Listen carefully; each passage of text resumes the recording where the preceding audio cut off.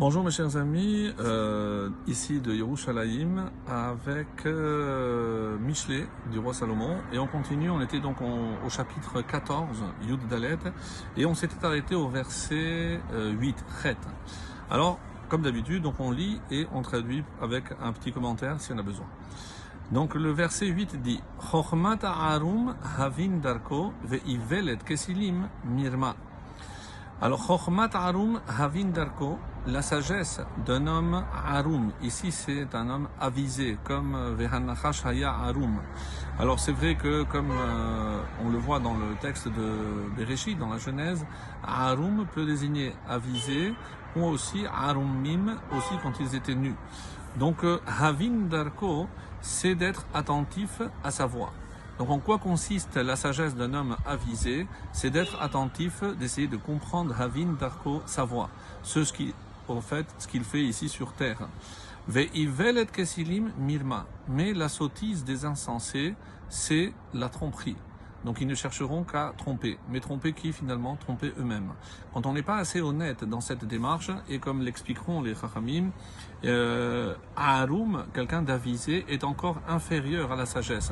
Mais à force d'être avisé, de faire attention à ce qu'il doit faire, ce qu'il doit dire, comment il doit se comporter, c'est ce qui lui permettra d'atteindre le qualificatif ensuite de Chacham. Donc Arum est inférieur à Chacham. Le Rid dit en quoi consiste justement cette Chochma? C'est Roé et Hanolad. Donc c'est assez original. Roé et Hanolad, j'avais dit, c'est donc la prévention. Donc il voit l'avenir. Alors il n'est pas un devin, bien sûr, mais il prévoit les conséquences de tous ses actes. Ça c'est Roé et Hanolad, ce qui va naître, ce que son action ou sa parole va engendrer. Et c'est ça, en ça qu'il est un homme avisé. Le verset 9, tête. Evilim Yalitz Hacham. Evilim, les sots.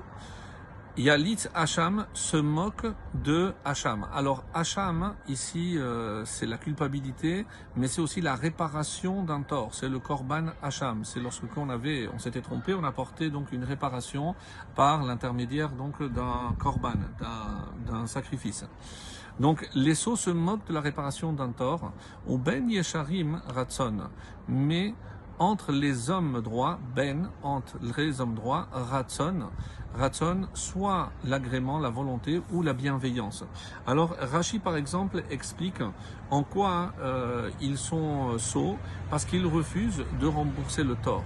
Donc nous savons très bien que lorsque j'ai causé un tort, un dommage, la logique veut que je répare ce tort, donc en apportant ou en réparant, donc en remboursant mon créancier par exemple ou autre. Donc un sot, c'est celui qui ne reconnaît pas son tort, donc il ne cherchera pas à le réparer, et c'est ça sa véritable sottise d'après l'explication de Rashi. Et c'est la raison pour laquelle les Yesharim, les hommes qui cherchent la droiture, doivent se séparer donc de ces insensés, parce qu'à force de les fréquenter, ils risquent d'en venir à se comporter comme lui. Ratson, qu'est-ce que c'est Ratson? D'après le Rashi, c'est accomplir la volonté d'Hachem, la volonté de son créateur. Donc, ou ben Yesharim, donc entre les hommes qui sont droits, alors comment ils vont se comporter en fonction évidemment de ce que Dieu demande. Et c'est toute la différence avec les Evilim, avec les sots, ceux qui n'ont pas compris leur but ici sur terre. Et même si on se trompe, parce que évidemment on peut tous se tromper, mais il faut chercher obligatoirement la réparation. Le verset Yud 10. Lev Yodea Marat Nafsho. Lev, le cœur, Yodea, il connaît, Marat Nafsho, sa propre amertume.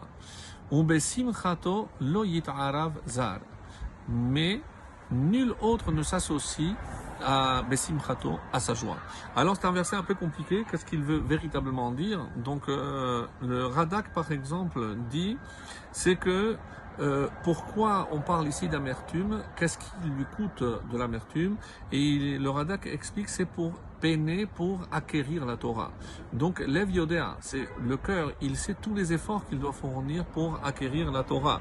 Et pourquoi on parle après la joie, personne ne viendra se mêler de cette joie, parce que la récompense, il ne pourra se l'attribuer qu'à lui-même, d'après une version. L'autre explication dit que non, puisque la récompense de tout pour ce pourquoi il va peiner, donc comme on dit, si tu as étudié la Torah, c'est pas simplement, c'est avec peine, tout ce que tu as peiné pour acquérir. Donc c'est cette récompense que tu vas avoir et tu seras le seul parce que cette peine, il n'y a que toi qui la connais. Et le Maharal donnera une autre explication. À savoir que Lev Yoder Malat Nafsho, de quoi on parle? Mara, l'amertume, c'est l'amertume de l'Égypte. Donc personne ne peut se joindre à cette joie. Quelle est la plus grande joie du peuple juif? C'est lorsque Dieu nous a choisis pour nous donner la Torah. Et pour pouvoir acquérir la Torah, il fallait passer par justement cette case de la peine, de l'amertume. Et à quoi, dit le Maharal, ça correspond? C'est l'amertume d'Égypte. Seuls ceux qui ont souffert en Égypte ne pourront à ce moment-là accepter, recevoir la Torah comme une récompense. Autrement dit, d'après les enseignements ici du Maharal, donc on se réjouit de recevoir la Torah, on se réjouit d'avoir été choisi pour, mais sachez que ça c'est la récompense pour avoir peiné. Donc après la peine, le réconfort. Très très bonne journée à tous.